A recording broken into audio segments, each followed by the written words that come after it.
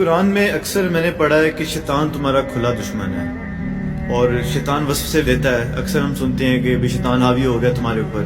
یہ آخر شیطان کیا چیز ہے؟ اس کے بارے میں کچھ بتائیں. شیطان دیکھیں، ایک تو بڑا شیطان ہے نا، جو قصہ آدم اور ابلیس قرآن پاک میں ایٹ لیسٹ 7 ٹائمز بیان ہوا ہے تفصیل کے ساتھ. سورۃ البقرہ میں، سورۃ الاعراف میں، سورہ بنی اسرائیل میں، سورۃ الحجر کے اندر، سورہ صاد کے اندر، سورۃ الکہف کے اندر، سورہ طٰہٰ کے اندر. وہ بڑا شیطان جو حضرت آدم علیہ السلام کے ساتھ وہ پورا معاملہ ہوا. پھر اس کی اولاد بھی ہے. ہر انسان کے ساتھ ایک شیطان کا بچہ اٹیچ ہو جاتا ہے، جن. بخاری مسلم دونوں میں حدیث ہے کہ شیطان انسان کے جسم میں خون کی طرح دوڑتا ہے. اور مسلم شریف میں حدیث ہے ہر انسان کے ساتھ ایک فرشتہ ہے اور ایک جن ہے. شیطان اور جن یہ انٹرچینجبل ہے کیونکہ اس کی اسپیشی جن ہے. فرشتہ اسے نیکی کی طرف بلاتا ہے اور شیطان اسے برائی کی طرف.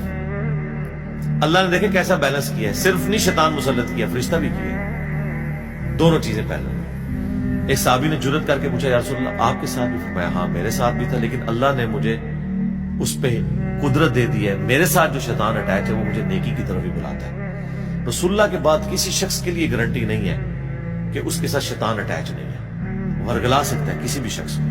یہ نبی کا پروٹوکول ہے کہ وہ اللہ تعالیٰ کی حفاظت میں ہوتا ہے. اب ظاہر ہے وہ شیطان انسان کے جسم میں پھونکے مارتا ہے. نفس اس کا بہترین ایک مسکن ہے جس کے ذریعے وہ نفسانی خواہشات کو ابھارتا ہے. اس وجہ سے شیطان ایک پرسنالٹی بھی ہے اور ایک سمبل کے طور پہ بھی ہے. انسان کے اندر کا جو شیطان ہے وہ اتنا بڑا ہے کہ اس نے شیطان کو شیطان بنا دیا. شیطان تو پہلے اللہ کا مقرب بندہ تھا نا. اکڑ پیدا ہوئی، تکبر آیا، تو اللہ نے کیا فرمایا؟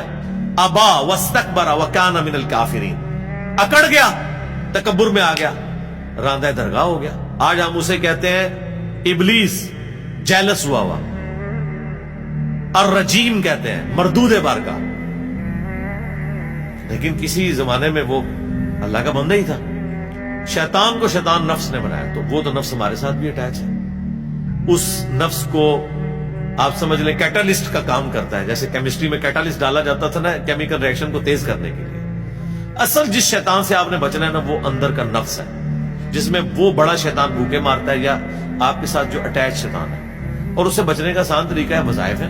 لا حول ولا قوت الا باللہ، اعوذ باللہ السمیع العلیم من الشیطان الرجیم.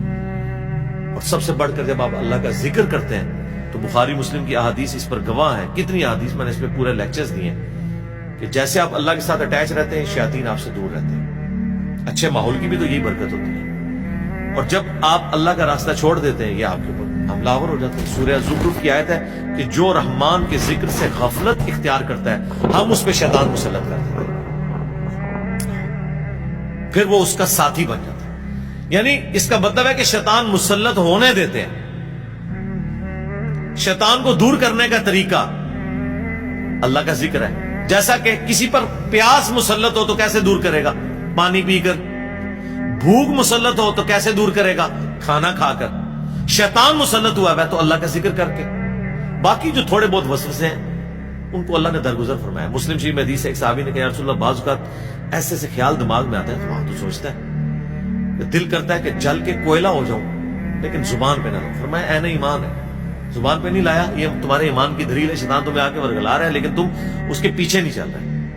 اور بخاری مسلم میں یہ بھی حدیث ہے کہ اللہ تعالیٰ نے میری امت کے دل میں آنے والے جو وسوسے ہیں نا، جو آٹومیٹکلی شیطان کی طرف سے آتے ہیں، وہ معاف کر دیے جب تک کہ وہ زبان پر نہ لے آئیں یا اس کے مطابق عمل نہ کر لیں. تو ان کو آپ اگنور کریں، خود بخود چیزیں جو ہے نا وہ اگنور ہو جاتی ہیں. ادروائز یہ آپ کا ٹیسٹ ہے. مجھے بتائیں اگر شیطان نہ ہوتا تو ٹیسٹ کہاں سے تھا؟ اگر پیاس نہ ہوتی تو پانی کی قدر کسی کو ہوتی؟ اگر رات نہ ہوتی تو دن کی قدر آتی؟ یہ ہو نہیں سکتا کہ اپوزٹ چیز نہ ہو اور آپ کے اندر اس کی قدر محسوس ہو. تو اللہ تعالیٰ نے ٹیسٹ یہ دنیا اس لیے رکھا کہ شیطان کا راستہ بھی ہو، رحمان کا راستہ بھی ہو، اور آپ کی جنگ جاری رہے. آپ جنت کو ارن کریں. یہ پلیٹ میں رکھ کے نہیں ملنی، یہ ارن کر کے ملنی ہے. اور یہ اتنی مشکل ہے کہ بخاری مسلم کی حدیث ہے اللہ تعالیٰ نے جنت کو ناگوار چیزوں سے ڈھانپا ہوا ہے اور جہنم دوزخ کو خوشگوار چیزوں سے ڈھانپا ہوا ہے. یعنی وہاں انسان اٹریکٹ ہوتا ہے. اور اس کی ایکسپلینیشن ابو داؤد، ترمذی، نسائی، ابن ماجہ چاروں کتابوں میں یہ حدیث ہے سنن اربعہ کی، کہ اللہ تعالیٰ نے جب جہنم کو پیدا کیا تو حضرت جبرائیل کو کہا کہ جا کے دیکھو جہنم. جب دیکھ کے انہوں نے کہا توبہ توبہ توبہ، یا اللہ مجھے نہیں لگتا کوئی بندہ ایسا کام کرے کہ جہنم میں پہنچ جائے. اللہ تعالیٰ نے فرمایا اچھا اب جاؤ.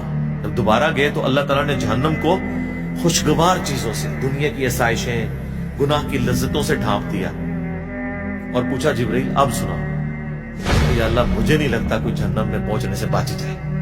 جتنا تم نے اٹریکٹفل اسے بنا دیا ہے نا کہ ہر اٹریکٹفل راستہ ادھر ہی جا رہا ہے، وہی تو آپ کا امتحان ہے. اس لیے جنت میں آپ کو انعام مل رہا ہے. وہ دنیا میں جو اٹریکٹفل چیزیں ہیں وہ جنت میں آپ کو انعام کے طور پہ مل رہی ہیں. دنیا میں وہ حرام ہے، سونا، چاندی، ریشم، 4 سے زیادہ عورتیں.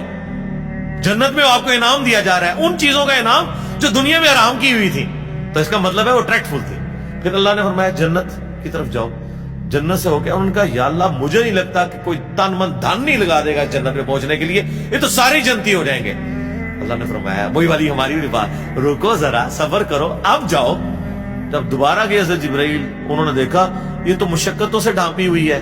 کہیں روزوں کی مشقتیں ہیں، کہیں حلال اور حرام کی مشقتیں، کہیں نمازوں کی مشقتیں، کہیں جہاد اور قتال کی مشقتیں. انہوں نے کہا یا اللہ مجھے نہیں لگتا کوئی جنت میں پہنچنے میں کامیاب ہوگا الا یہ کہ کوئی خوش نصیب ہو. اور یہ قرآن کی آیت ہے وَلَقَدْ ذَرَأْنَا لِجَهَنَّمَ كَثِيرًا مِنَ الْجِنِّ وَالْإِنسِ. جنوں اور انسانوں کی اکثریت جہنم کے لیے پیدا ہوئی ہے. الٹیمیٹلی یہ رزلٹ نکلنا ہے. لیکن ساتھ اللہ نے فرمایا ہم نے ظلم نہیں کیا، ہم نے انہیں عقل دی تھی وہ سوچتے نہیں، کان دیے تھے سنتے نہیں، آنکھیں دی تھی دیکھتے نہیں. یعنی وہ دیکھنا عبرت والا کہ ان انسٹرومنٹس کو یوز کرتے ہیں. ان السمع والبصر والفؤاد كل اولئک کان عنہ مسئولا، جو قرآن میں ہے کہ بے شک آنکھ، کان، عقل اس کے بارے میں پوچھا جائے گا. ان انسٹرومنٹس کو یوز کر کے تم نے حق بات تک پہنچنے کی کوشش کیوں نہیں کی؟ تو اللہ نے یہ ہمیں حواس خمسہ دے کے اکاؤنٹیبل ٹھہرا لیا ہے. ہم اپنے حواس خمسہ کے اوپر جو عقل کا چیک اللہ نے رکھا ہے اس عقل کو یوز کریں تو ہم اپنی شہوات کو کنٹرول کر سکتے ہیں. عقل کی وجہ سے آپ اکاؤنٹیبل ہوں گے. بس یہ سمپل سی بات.